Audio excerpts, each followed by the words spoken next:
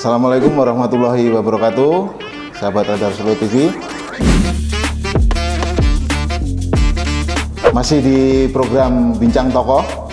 Seperti yang saya janjikan sebelumnya, kita akan menghadirkan tokoh-tokoh yang inspiratif, mempunyai visi misi untuk membangun kota Solo maupun kabupaten kota lainnya di wilayah Solo Raya.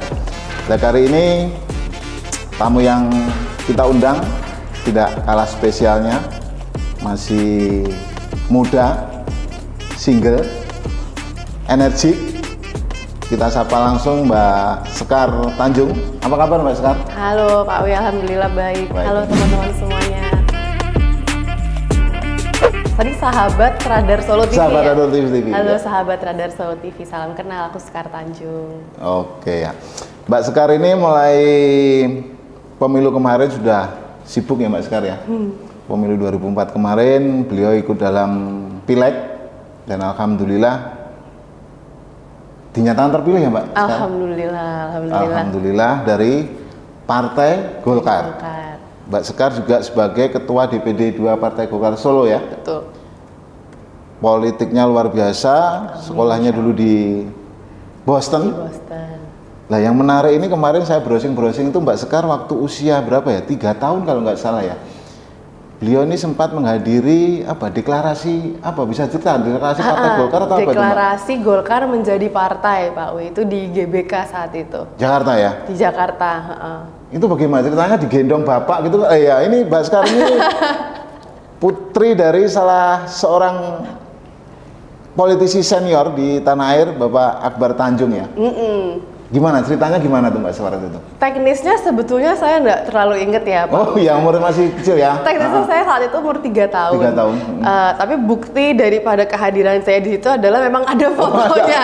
Ada fotonya. Jadi saya pakai topi Golkar gitu, masih umur 3 tahun. Terus kan saat itu kayaknya nomornya 33 kalau nggak salah ya. Jadi karena kayak gitu. Nanti fotonya saya kirim. Tapi itu satu keluarga itu memang ikut. Jadi kakak saya juga ikut, tentunya ibu saya juga mendampingi. Jadi kegiatan mengikuti bapak dan ibu itu sudah dilakukan dari kecil. Dari kecil.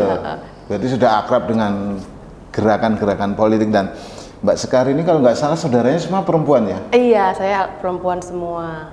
Kami 4 bersaudara. 4 bersaudara perempuan semua ya? Betul. Aktif semua di politik? Kemarin kami nyalek bertiga, Pak Wi. Tiga-tiganya nyalek semua? Tiga-tiga nyalek, satu tidak nyalek. Yang lolos saya, yang lainnya mungkin nanti coba lagi gitu. Oke, ya.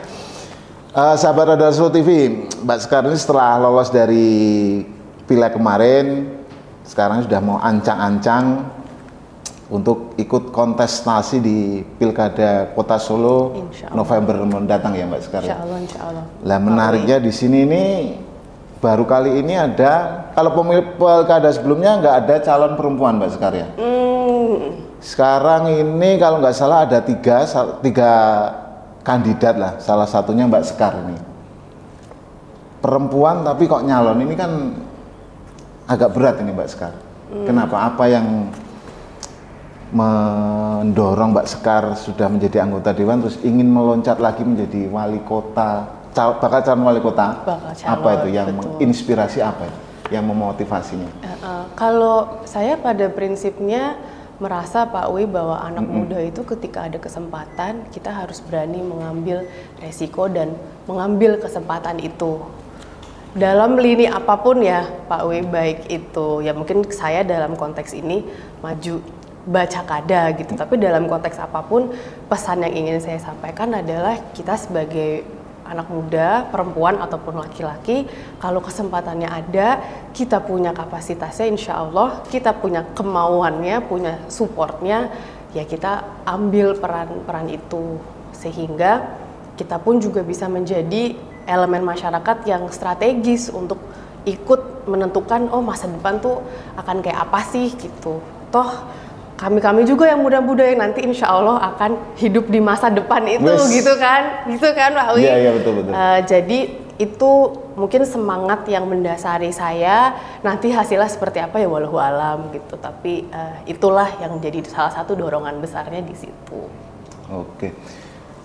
Apa misalnya kan sudah terpilih jadi anggota dewan, apa nggak cukup dari kursi legislatif aja untuk mengembangkan diri? Apakah jadi posisi wali kota itu lebih apa ya? Lebih strategis begitu untuk mengabdikan diri atau seperti apa Mbak Sekar? Mungkin saya mau menggarisbawahi aspek kesempatan itu ya, Pak Wia. Jadi ketika memang kita ada kesempatannya untuk naik atau berubah haluan atau apa itu, kita ambil kesempatan itu tentu dengan kalkulasi-kalkulasi tertentu ya, sehingga akhirnya kita juga ada alternatif, ada opsi. Tapi yang ingin saya garis bawahi lebih ke arah, oh ada kesempatannya nih, ada peluangnya. Kita berusahalah semaksimal mungkin untuk mengoptimalkan peluang itu. Kalau memang dari upaya itu hasilnya berbeda, ya nggak apa-apa. Kita masih muda-mudi ini kan justru perlu banyak belajar dan mungkin diterpa gitu ya Pak. Oke, ditempa gitu ya. Ditempa dengan tantangan sehingga nanti ya insya Allah di umur yang lebih dewasa memang betul-betul bisa lebih matang dalam lini apapun. Jadi itu yang mendasari gitu sih Pak. Oke. Kalau dari Partai Golkar sendiri sudah memberikan surat saktinya untuk Mbak Sekar untuk maju? Belum rekom. Jadi ya? Kalau sepengetahuan saya belum ada partai manapun yang mengeluarkan rekom untuk baca kada di Kota Solo. Tapi ada surat tugas gitu. Jadi kalau dari Golkar saya mendapat surat tugas dan dari PSI juga dapat surat tugas. Tapi itu bukan rekom ya Pak ya. Belum dapat rekom. Menjelang rekom. Belum dapat rekom teman-teman semua. Menjelang rekom. Oke. Kalau dari berita-berita sebelumnya ini Mbak Sekar ini jadi rebutan. Jadi ada yang kemarin diberitakan sempat apa ya toh Pak? Mau ke Sumut katanya, mendampingi beliau yang di Sumut sana. Tapi dari Golkar Solo, janganlah biar di sini aja. Itu gimana? Ya benar nggak sih Mbak? Jadi memang pada saat preskon di Jakarta itu saya kebetulan memang lagi sama Pak Erlangga di sama-sama ketum, sehingga terjadilah momen itu. Di sisi lain ya saat ini kami kan sudah menjajaki berbagai macam proses di Solo, sudah terpilih di Solo, jadi memang lebih fokus di Solo gitu. Tapi kita tetap melihat arah mata angin. Oke, berarti kalau disuruh milih nih Mbak, Sumut atau ke Solo Mbak? Belum saatnya milih sih Pak. Gitu belum ya? Saatnya memilih. Di sisi lain ya karena kami memang sudah di Solo, jadi kami fokus di Solo. Oke, ya luar biasa sekali Mbak Sekar. Mbak Sekar, di Solo ini kan permasalahannya cukup kompleks ya, terutama masalah pendidikan lah.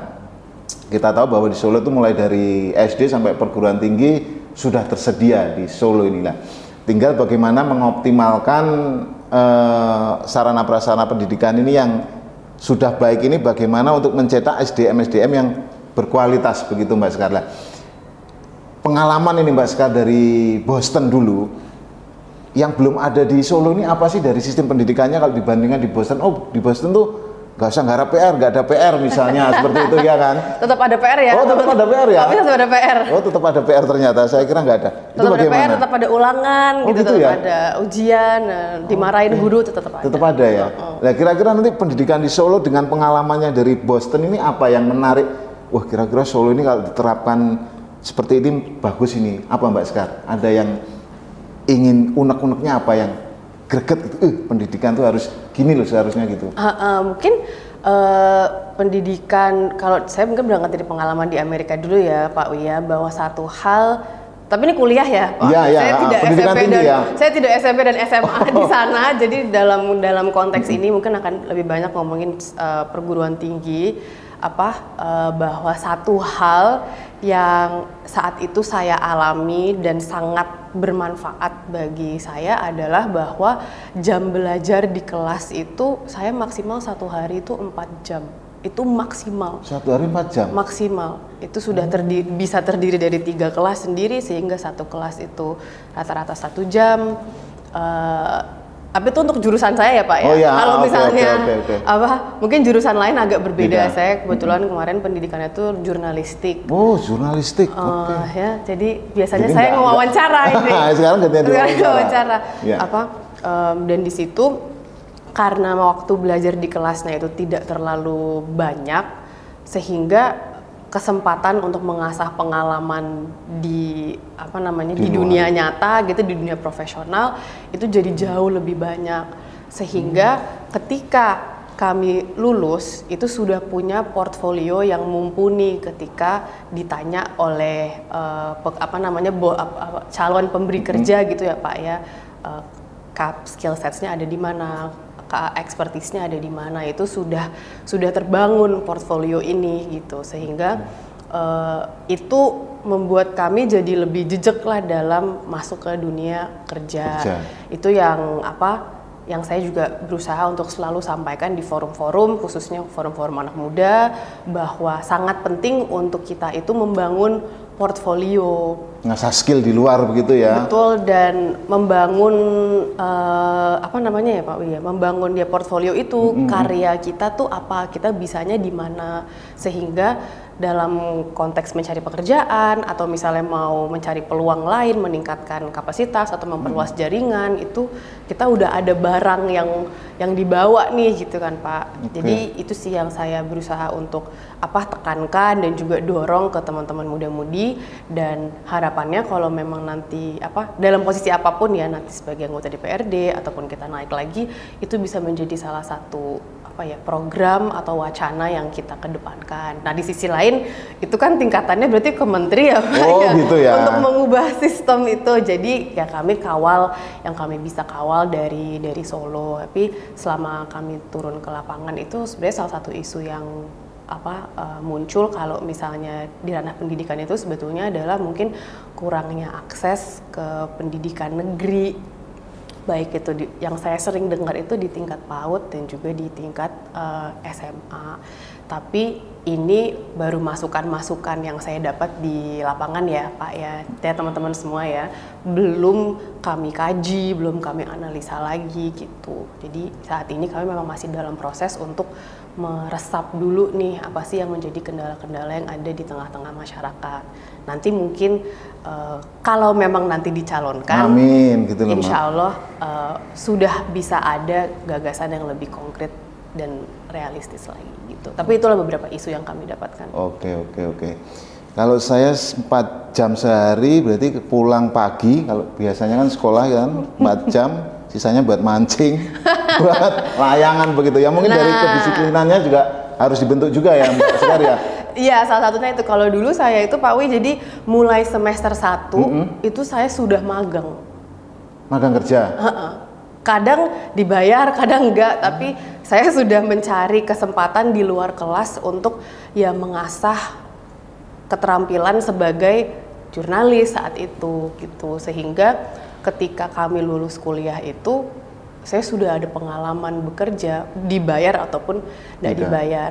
Kalau kita lagi dapat pengalaman magang yang tidak dibayar, ya kita cari pekerjaan lain, misalnya cuci piring, kita jadi suster, atau kita bantu-bantu kasih di rumah di panti jompo gitu ya.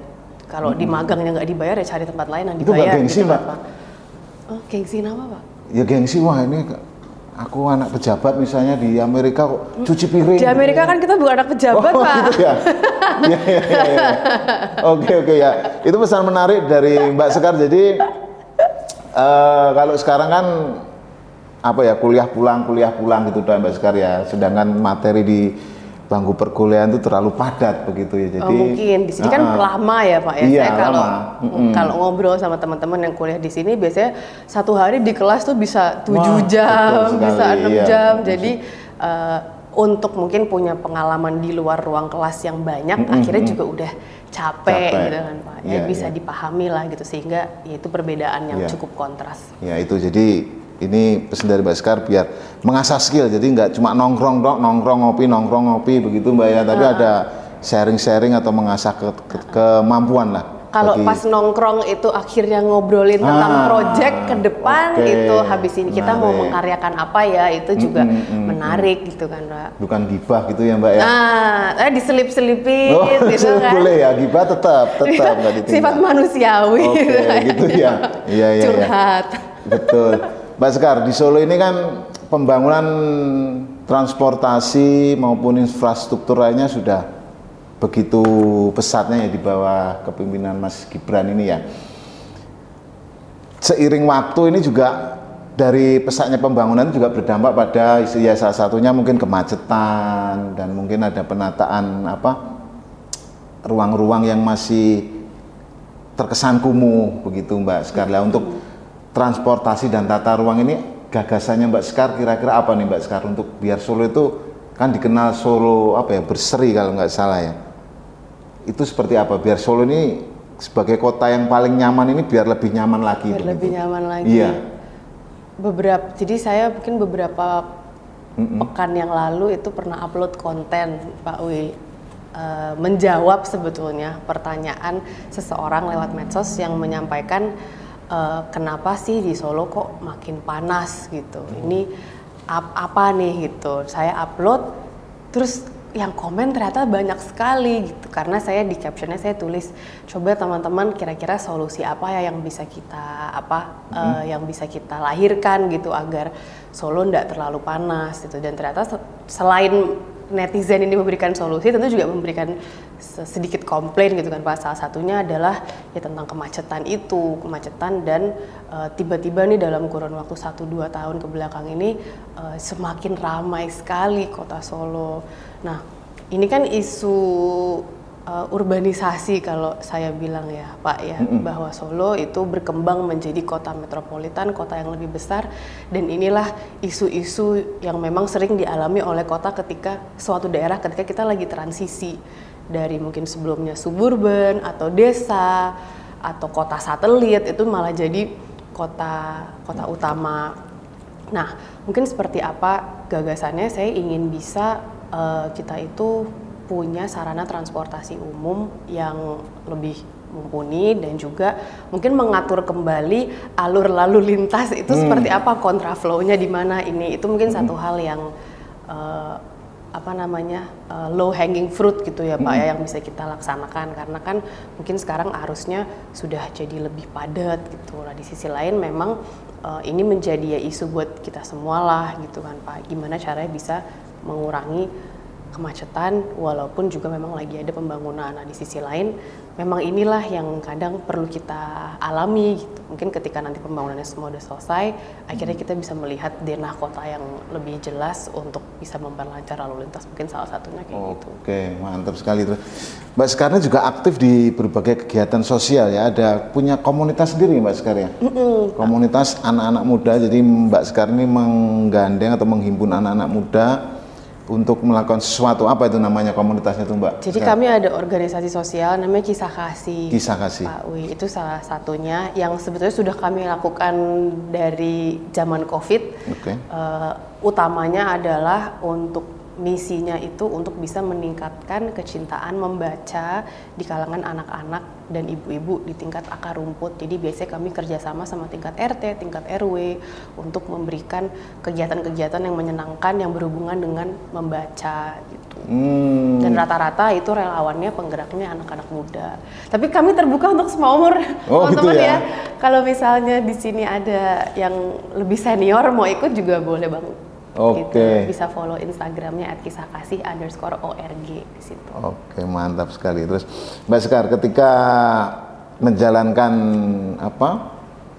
sebagai politisi muda ya ini Mbak Sekar ya, cara Mbak Sekar untuk menyerap aspirasi dari konstituen maupun dari masyarakat itu seperti apa Mbak Sekar? Apakah terjun langsung ke masyarakat atau karena sekarang teknologi sudah maju termasuk medsos, tinggal bikin status apa gitu, ada yang komen-komen atau seperti apa Mbak Sekar menyerap aspirasi dari masyarakat? Ya, dua yang tadi dengan sebutkan itu kami lakukan, dan hal lain juga adalah karena kami memiliki fraksi di DPRD dan mereka juga memiliki konstituennya sendiri, jadi ya diskusi antar fraksi juga apa yang terjadi di konstituennya masing-masing begitu, antar fraksi, antar anggota DPRD juga, sehingga ya bisa lebih holistik lah gitu pemahamannya. Tapi itu ya memang menarik khususnya dari medsos ya Pak Wi ya. Kadang resapan aspirasi yang masuk sebetulnya bukan di Solo gitu misalnya, sebenarnya mereka di Salatiga atau gitu. Kadang di Lampung gitu maksudnya.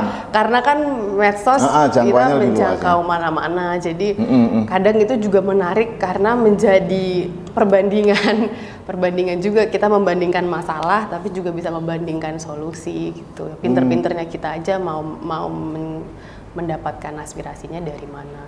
Oke. Terus ketika terjun ke politik ini Mbak Sekar, yang menjadi pesan apa ya, biasanya kan orang tua memberikan pesan yang harus dipegang teguh ini. Dari Pak Akbar sendiri apa yang dipesankan, maupun dari Ibu apa yang menjadi, kamu kalau mau terjun politik harus begini, begitu apa? Utamanya adalah bahwa politik itu pengabdian Pak Uy, bukan profesi. Itu aja sih. Itu yang menjadi jantung nasihatnya di situ. Apalagi sampai korupsi ya Mbak ya? Ya itu, apalagi astagfirullahaladzim. Oke, mantap sekali. Oke Mbak Sekar, terkait transparansi ini Mbak Sekar, akuntabilitas dalam pemerintahan, ini agak berat ini pertanyaan Mbak Sekar.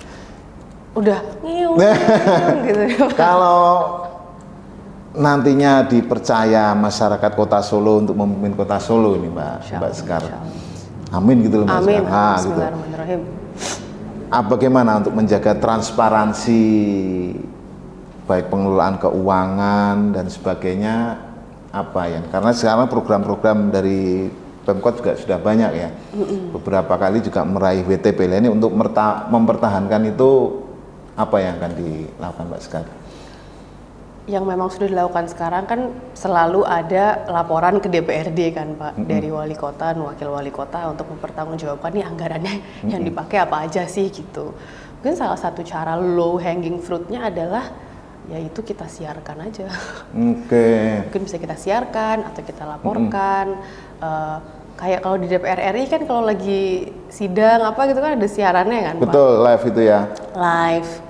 Mungkin itu bisa menjadi salah satu sarana sehingga masyarakat juga memahami, oh sebetulnya prosesnya tuh seperti ini ya gitu. Yang kedua adalah menggunakan media sosial tentunya.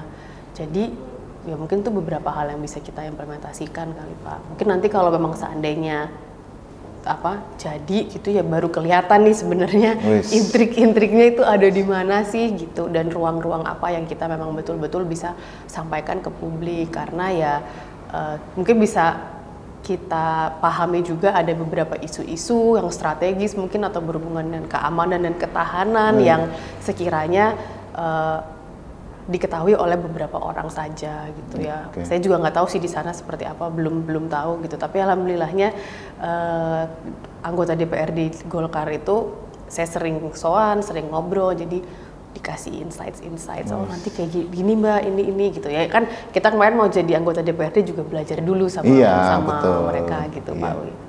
Diminum dulu Mbak Sekar, biar nggak kering ini. Ngobrolnya semakin seru, ini ada pertanyaan yang paling seru nanti di akhir. Aduh, takut banget. Seru sih enggak apa, asal jangan terlalu panas gitu Pak Uy. Tapi ini AC-nya dingin. Oke Mbak Sekar, di program Bincang Tokoh ini kan kita sudah mendatangkan beberapa tokoh ya, muda-muda, perempuan juga lah. Mereka itu punya strategi, misalnya ada yang ingin dengan memanfaatkan jaringannya luas itu mendatangkan investor. Pokoknya nanti kalau saya jadi investor yang dari mana, saya undang ke Solo misalnya. Waduh. Ada yang menjanjikan bahwa di bidang organisasi tertentu saya aktif di situ lah.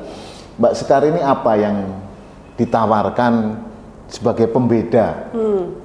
Biar sahabat Roda Solo TV tahu bahwa Mbak Sekar ternyata ini toh, istilahnya bocoran sedikit lah programnya, itu apa yang jadi pembeda apa? Apa yang menjadi pembeda? Insya Allah dengan kemudahan kita itu menjadi pembeda ya Pak Wi ya. Di sini saya beranggapan bahwa Kota Solo itu di masa transisi seperti tadi saya sampaikan sebelumnya, dalam proses berangkat dari yang lalu menuju ke yang baru. Dan di sini saya meyakini bahwa kita membutuhkan sosok-sosok, tidak cuma sosok ya, membutuhkan sosok-sosok yang memang punya kemauan dan pemahaman insya Allah terkait perkembangan zaman ini. Kemarin kita di mana dan kita akan ke arah apa? Saya rasa sebagai pimpinan di bidang apapun itu sangat dibutuhkan sekarang, dengan khususnya setelah COVID yang betul-betul merubah tatanan sosial, keuangan, pemerintahan, politik gitu. Sehingga saya melihat bahwa sosok-sosok yang nanti memimpin itu perlu ada pemahaman tentang ini. Dan ya insya Allah itulah yang ingin bisa kita tawarkan. Dan yang kedua, bisa betul-betul bersinergi dengan berbagai macam elemen, termasuk pemerintahan kota lain, provinsi dan juga pusat. Apapun itu, kita di tingkat kota itu kan menjawab juga ke provinsi, menjawab juga ke pusat. Itu juga perlu dijaga kesinambungannya, gimana akhirnya selaras. Sehingga ini menjadi sesuatu hal yang mungkin cukup kompleks gitu ya Pak. Di satu sisi kita menghadapi perubahan yang cepat, di sisi lain kita perlu mengikuti arahan-arahan yang sudah ada juga gitu.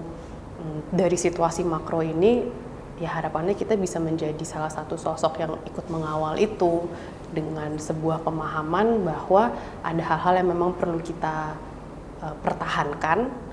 Di sisi lain kita juga perlu berubah nih, membuka ke hal-hal yang baru.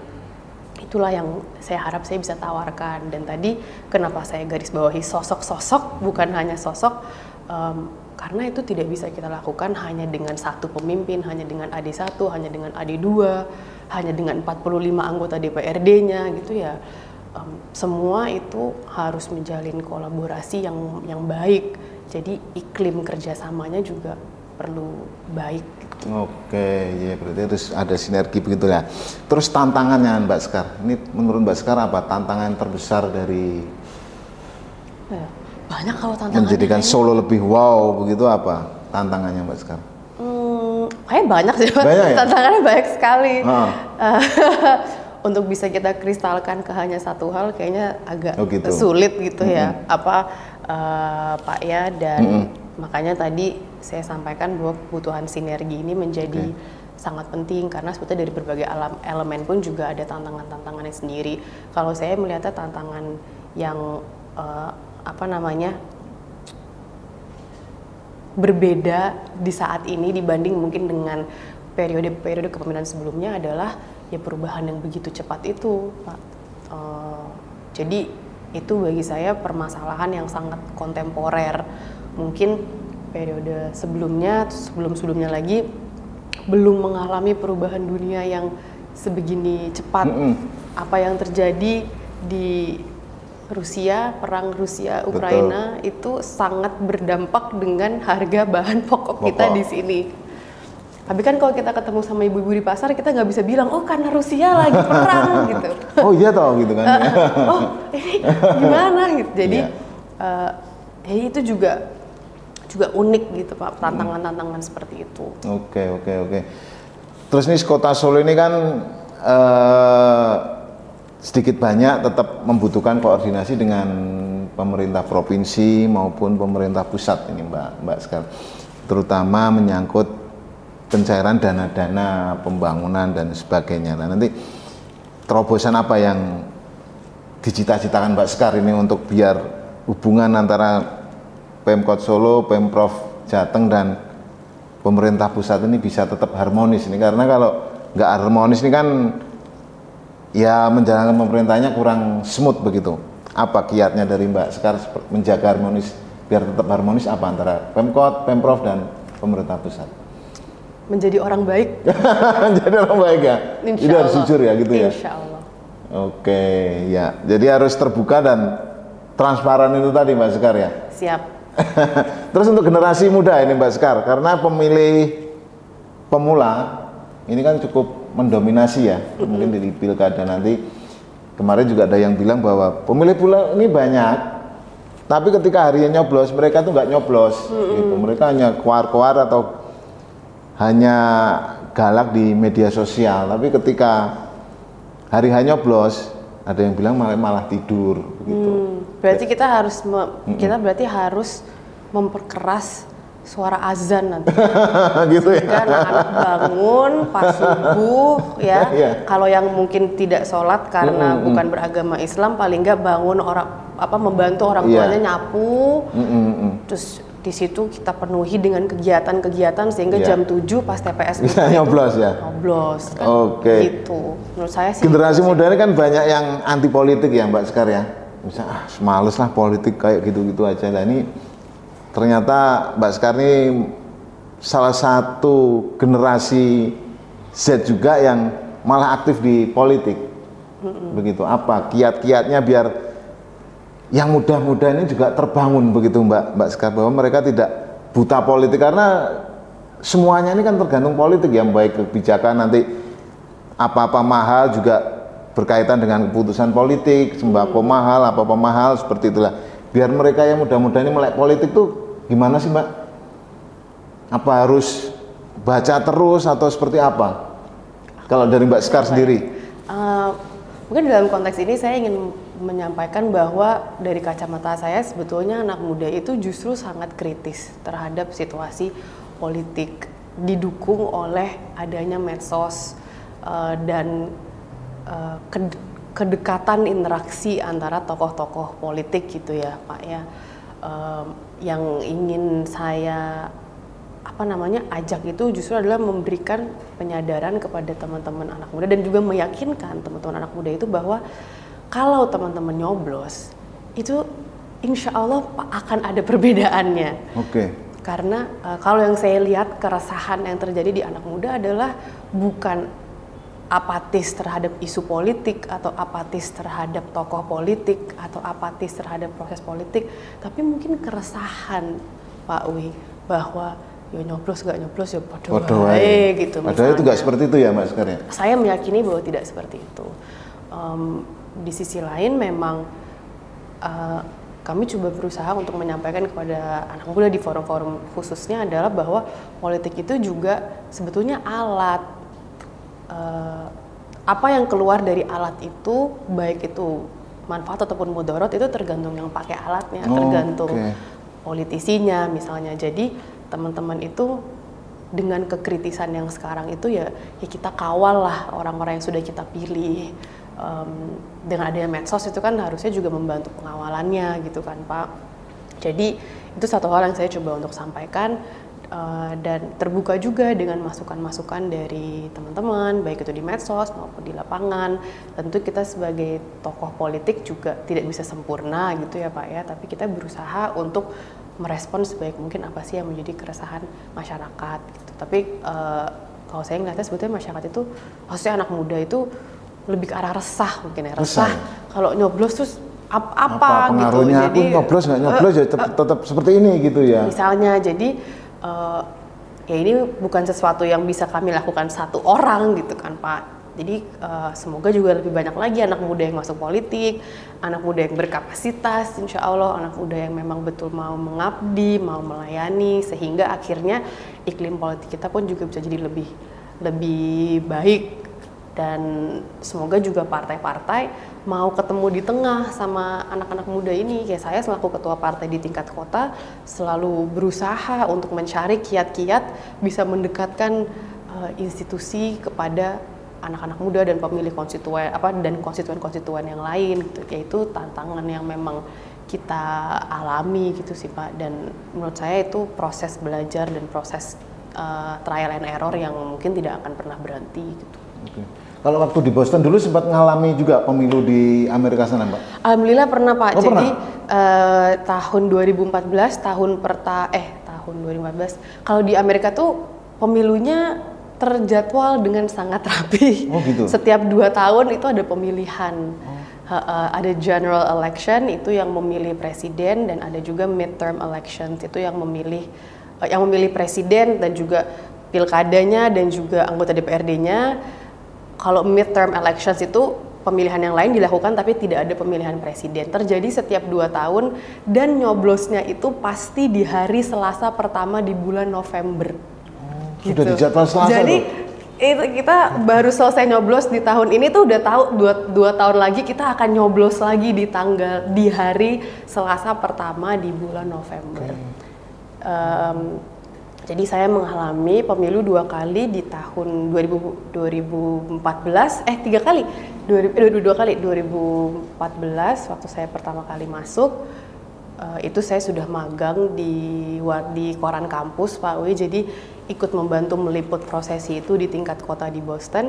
Dan tahun 2016 ketika pemilu presiden Donald Trump lawan Hillary Clinton, yang mana saat itu saya juga masih di koran kampus itu meliput suasana pemilu langsung di kota New York. Kota New York itu adalah pusat posko baik Hillary Clinton maupun Donald Trump. Kemudian setelah itu alhamdulillah dapat kesempatan magang di Washington DC untuk meliput 100 hari pertamanya Presiden Trump. Jadi sebagai wartawan saat itu irisan terhadap isu-isu politik dan pemerintahannya juga terbangun di situ, Pak Wi. Saya juga pernah kampanye. Oh gitu. Pak nih, saya juga pernah kampanye di Boston waktu itu, jadi tim kampanyenya wali kota Boston.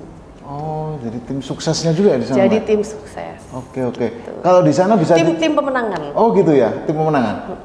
Apa kayak di sini juga situasi memanas, ada ya sedikit-sedikit black campaign gitu, atau ada nggak di sana? Ada juga ya. Oke.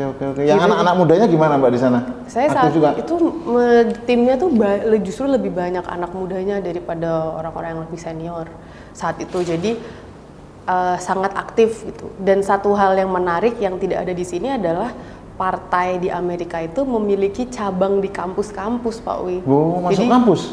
Jadi kan di Amerika kan partai cuma yang besar kan cuma dua, Demokrat sama Republikan. Itu ada kan saya sekolah di BU, Boston University, ada BU Democrats. Jadi kader-kader Demokrat yang sekolah di Boston U gitu. Ada Republican Boston University itu ya kader-kader Republikan tapi di Boston University, dan di situ mereka sering pas lagi pilpres itu kalau debat-debat itu ditayangkan di kampus. Oh, gitu. Itu kan sesuatu yang berbeda di sini ya, dan itu mendekatkanlah akhirnya isu-isu politik itu ke anak-anak muda. Walaupun di ekosistem kampus itu juga orang-orang yang aktif di situ juga nggak baik-baik amat sih, Pak. Maksudnya ya minor lah, tapi ada itu dan itu salah satu cara funnel atau alur kaderisasinya itu tuh juga jalan dari yang muda-muda gitu. Oke, terus kalau setelah pemilu gitu calonnya kalah gitu, apa juga mesti menyimpan dendam gitu di sana, Pak? Kebetulan saya tuh menang, Pak. Jadi menang. Ya. Tapi karena setelah itu saya kampanye buat paslon yang kalah sih, kita nggak ada dendam, namanya juga politik. Ya. Oh iya gitu, tetap akur begitu ya. Iya, menjaga kohesivitas. Ya, menarik itu pengalaman Mbak Sekar waktu di Boston pemilu ya, bahkan sempat menjadi tim sukses. Oke Mbak Sekar, pesan-pesan untuk istilahnya generasi muda ini Mbak Sekar, untuk biar Solo ini lebih dinamis lagi, biar anak-anak mudanya biar semangat lagi untuk berkarya, ini apa pesan-pesannya kepada sahabat Radar Solo TV ini, Mbak? Aduh, itu saya agak mikir dulu nih. Saya tadi tidak masuk dalam question list. Agar lebih semangat. Iya, apa kira-kira biar nggak, kalau generasi kan ada yang menyebut generasi rebahan, mager gitu kan sekarang itu fenomenanya Mbak sekarang. Biar Solo ini anak mudanya tuh biar greget begitu, apa kira-kira apa yang memotivasi mereka tuh biar apa ya? Kadang saya juga suka mager soalnya Pak. Tapi mungkin pesan untuk saya sendiri dan teman-teman muda-mudi ya, itu jangan kebanyakan main HP. Oh gitu ya? sangat teknis itu jangan terlalu banyak main medsos. Khususnya itu jangan kebanyakan. Ini sebuah pesan yang saya sampaikan, tapi juga pesan buat diri saya sendiri. Karena ketika kita keluar, kita matiin HP-nya, kita keluar ketemu masyarakat, kita ngobrol sama orang tua kita ketemu Pak RT atau kita ketemu dosen kita diskusi, itu lahirlah pemahaman baru tentang sebetulnya siapa aku dan siapa komunitasku, apa yang bisa aku berikan, apa kelebihanku gitu. Terkadang kalau kita kebanyakan main medsos, yang kita pikirin cuma kekurangan kita aja gitu kan, Pak. Banding-bandingin gitu ya Mbak sekarang. Jadi mungkin ini saya izin sharing juga Pak Wi, pengalaman akhir-akhir ini lagi lebih banyak turun ke lapangan. Satu hari itu kita bisa 4-5 titik, itu mungkin 5 jam.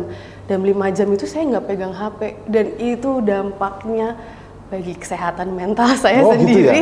Dan pemahaman akan diri saya tentang isu di tengah masyarakat tuh jadi lebih lebih konkret peka gitu gitu ya. lebih peka dan lebih bisa menilai, oh ruang yang bisa saya isi itu akhirnya di mana, karena kita memilih, karena dengan jauh dari HP selama itu tuh informasi yang masuk ke otak tuh ya kita bisa pilih-pilih gitu kan Pak Wi. Saya cuma mau dengerin Pak Wi ngomong.